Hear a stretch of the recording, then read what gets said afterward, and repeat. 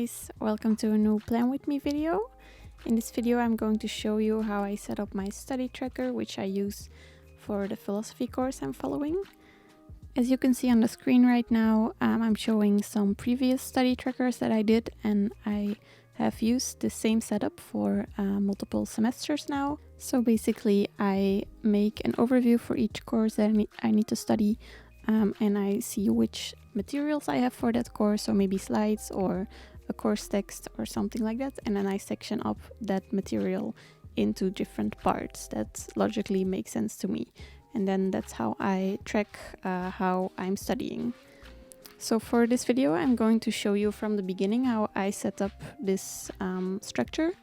So for this specific course I'm following, I have this handy overview of all of the classes we had this semester, and each class has a list of which pages you need to read and which text in the reader you need to read. So there's both a course text and a reader with philosopher's texts. So here I'm just sectioning off the reader into different parts based on which philosopher wrote that text, and also how we discussed the text throughout the semester. So I kind of try to make a structure myself based on what I have and based on what makes sense to me personally. So here you can see I'm annotating the different parts in the overview of the reader and in the overview of the class that I took.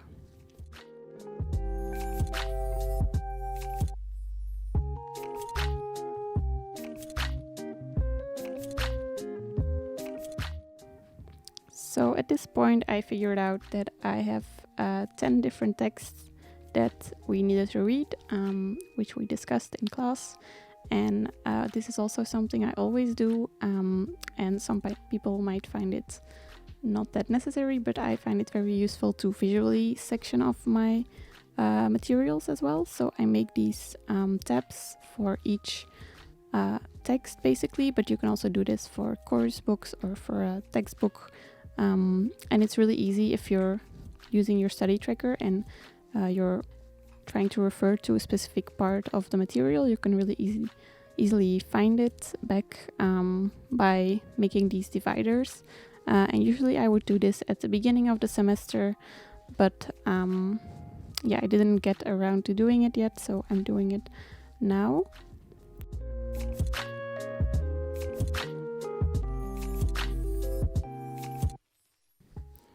And in the end, you can see I have this really handy overview on the side. So now I'm moving on to the course text, which is different from the reader. And the course text is basically some more general information about the philosophers we need to study. So I'm trying to section off this course text based on the parts we discussed in class, so not based on the actual chapters, because we don't need to read all of the chapters for this course. The syllabus also differentiates between background reading and primary reading, so I also sectioned up those two as two different types of materials. So the final type of material that I have is web lectures, since the university went completely online this semester. So I need to watch a bunch of web lectures. And again, there's a difference between the primary web lectures, and then there's extra web lectures for if you're taking the 5 credits course instead of the 4 credits course, and I'm doing the 5 credit course, so I also need to watch those extra web lectures. So now that I have my overview of all of the materials and how many parts there are to each type of material, I can start making my actual study tracker. So since I only have one course, this small piece of paper won't fill up the entire page.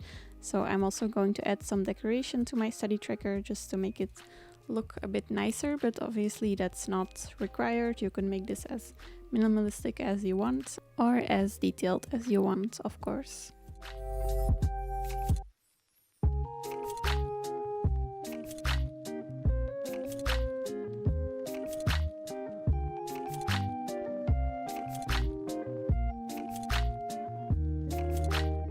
So as you can see, I added this page in my May spread because I made this study tracker in May. So I want to make it fit the entire theme of my May pages, which is why I chose this orange floral picture and this grid paper, which I also used throughout the month.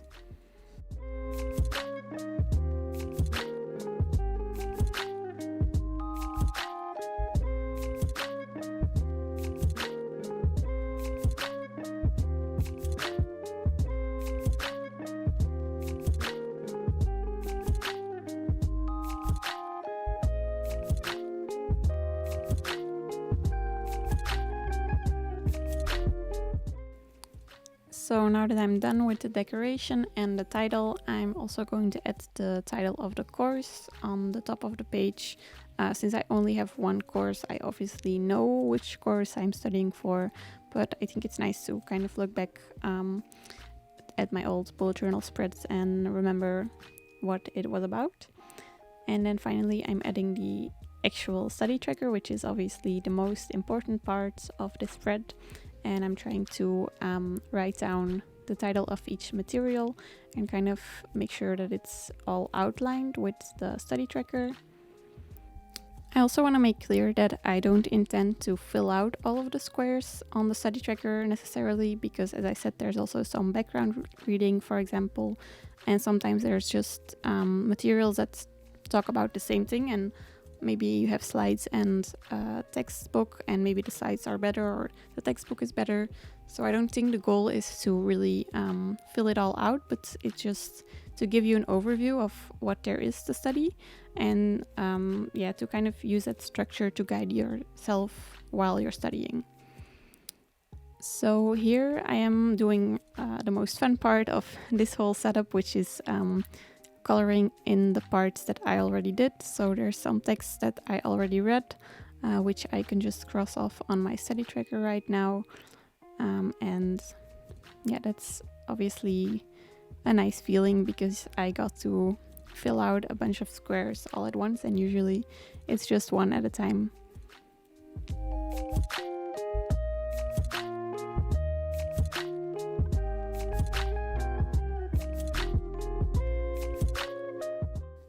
So that's everything for this video. I hope you enjoyed it. I hope it maybe helps you with making your own study tracker. If you have to study, I wish you a lot of luck and I'll see you in my next video. Bye guys!